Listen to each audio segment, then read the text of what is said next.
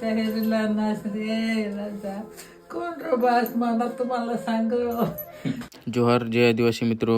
તો આજે અમે એક ડાંગ જિલ્લાનું નાનકડું ગામડું ગુંદ વહડ ત્યાં અમને એક દાદીનું એડ્રેસ એક ભાઈ જોડે આપવામાં આવ્યું હતું. ત્યાં અમે મુલાકાત લીધી. આ તમે દાદીનું ઘરની હાલત જોઈ શકો છો. આખી ઘરની હાલત પસરાઈ ગઈ છે. મને તો ખરેખર દાદીનું ઘરની હાલત જોઈને આંખમાં આંસુ આવી ગયા. આપણે ઘરની આવી હાલત તો આપણે કેવું થાય?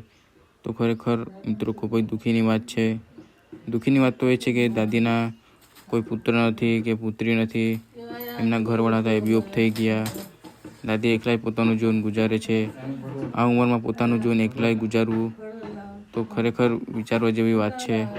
તો અમારા થકી જે કંઈ બી મદદ થાય દાદીને તો એ મદદ અમે દાદીને જરૂર કરીશું. દાદીએ મને એમને દુઃખભરી કહાની કીધી.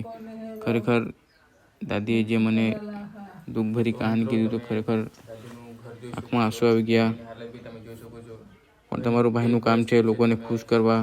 તો અમારા થકી જે કંઈ બી મદદ થાય એ મદદ અમે દાદીને કરવા આવેલા છે. તો તમે ભાઈને એમાં સપોર્ટ કરતા રહેજો જેથી આગળ પણ જરૂરિયાતમંદ લોકોની આવી સેવા કરી શકે.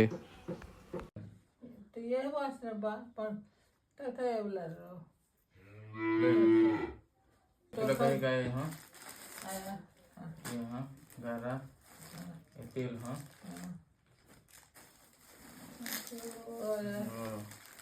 तो खा तो ये ले ये काहे काहे में खा जो मुगा हाँ साबु तेल खा हाँ बेचना वाला तो बेचना वो खा ती पोसिया दराला गो भात काय करला ते एका राती तर बाबा ₹1 पोने बा